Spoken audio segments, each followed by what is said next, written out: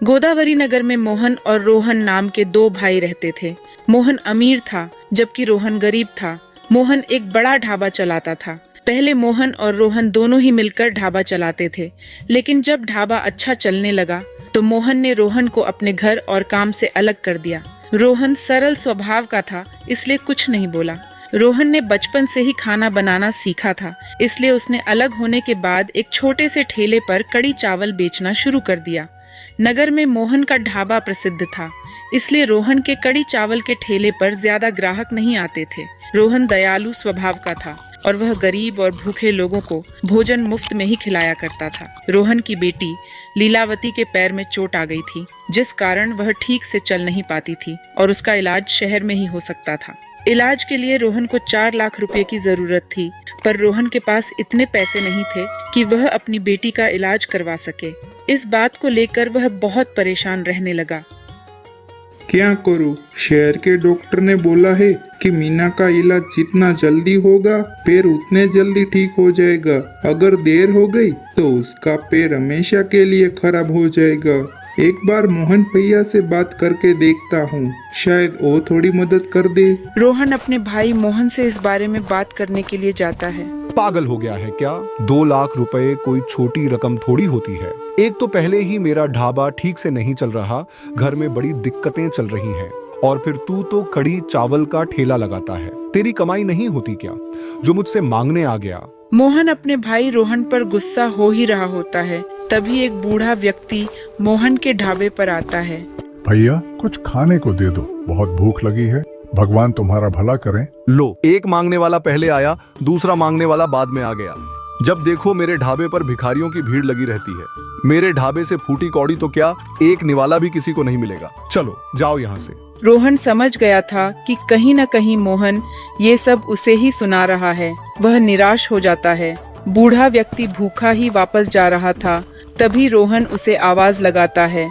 अरे बाबा रुको, यही पास में ही मेरा ठेला है, वहाँ पर चलो, मैं आपको कुछ खिलाता हूँ। मैं अपना ठेला लेकर घर ही जा रहा था। यह कढ़ी चावल है, यह तुम खा लो और अपने घर के लिए भी लेते जाओ। जीते रहो बेटा, भगवान तुम्हें जीवन की सभी खुशी दे। कड़ी चावल देखकर बूढ़ा व्यक्ति बहुत खुश होता है और रोहन को दुआएं देता हुआ चला जाता है। रोहन के मन में लीलावती को लेकर बहुत चिंता थी। ऐसे ही दिन बीत रहे थे, पर रोहन पैसों का कोई भी इंतजाम नहीं कर पाता। एक दिन रोहन जब कड़ी चावल का ठेला लगा रहा था, तभी वहाँ से कुछ साधु महात्मा गुजर रहे थे। सभी महात्मा बहुत भूखे थे। वह सब आपस में बात करने लगे। बहुत भूख लगी है। हम साधुओं को देखकर उस ढाबे वाले ने मुफ्त में खाना खिलाने के लिए साफ इनकार कर दिया। एक बार इस कढ़ी चावल के ठेले वाले से पूछते हैं, शायद यह हमारी थोड़ी मदद कर दे। हाँ, पूछ कर देख लेते हैं, नहीं तो भूखे ही लौट जाएंगे।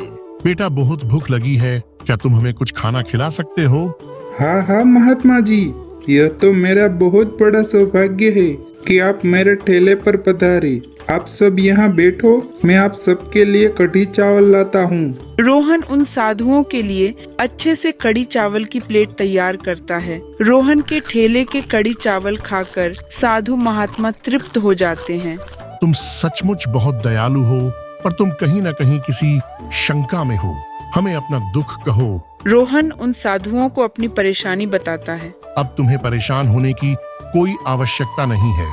हम तुम्हें एक ऐसा मंत्र बताते हैं जिसकी सहायता से तुम जब भी कड़ी चावल बनाओगे तो वो दुगने हो जाएंगे और उनका स्वाद भी बहुत बढ़िया हो जाएगा। इससे तुम्हारी बिक्री शुरू हो जाएगी। तुम आराम से अपनी बेटी लीलावती का इलाज अच्छे शहर में करवा सकते हो। पर तुम्हें एक बात का हमेशा ध्यान रखना है, तुम्हें रोजाना अपने ठेले से 50 गरीब और लाचार लोगों को कड़ी चावल मुफ्त में ही खिलाने पड़ेंगे। आपका बहुत बहुत धन्यवाद, मैं इस बात का अवश्य ध्यान रखूंगा। उन साधु महात्माओं का दिया मंत्र पढ़कर उस दिन से रोहन कड़ी चावल बनाने लगा। रोहन के कड़ी चावल इतने स्वादिष्ट होते थे कि आसपास के सभी गांव और शहर के लोग भी उसके पास खड़ी चावल खाने के लिए आने लगे थे। रोहन सो गरीब लोगों को भी अपने ढेले से रोजाना मुफ्त में कड़ी चावल बांटता था। फिर धीरे धीरे रोहन की बिक्री होने लगी। अब उसके पास लोग भी ज्यादा आ रहे थे, इसलिए उसने धीरे धीरे कड़ी चावल का एक बड़ा ढाबा खोल लिया। रोहन के पास इतने पैसे जोड़ गए थे जिससे उसने अपनी बेटी लीलावती के पैर का इलाज भी करवा लिया और वह फिर से चलने और स्कूल जाने लगी। बापू देखो, मैं फिर से चल सकती हूँ। बापू मेरा पैर बिल्कुल ठीक हो गया। आज मैं सचमुच बहुत खुश हूँ। उन साधु महात्माओं ने आपको वो मंत्र देकर हमारे जीवन के सारे दुख दूर कर दिए। हाँ लीलावती, तुम बिल्कुल ठीक कह रही हो। उन साधु महात्मा तो कोई भगवान का रूप बनकर आए थे, जो मेरी बेटी का पैर भी ठीक हो गया। बस अब मुझे और कुछ नहीं चाहिए। मोहन को जब रोहन की तरक्की के बारे में पता चलता है तो वह इतना सा मुंह रह जाता है।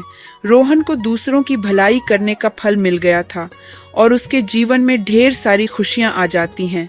कहते हैं, जो दूसरों का भला करता है, भगवान सदैव उनकी सहायता करता है।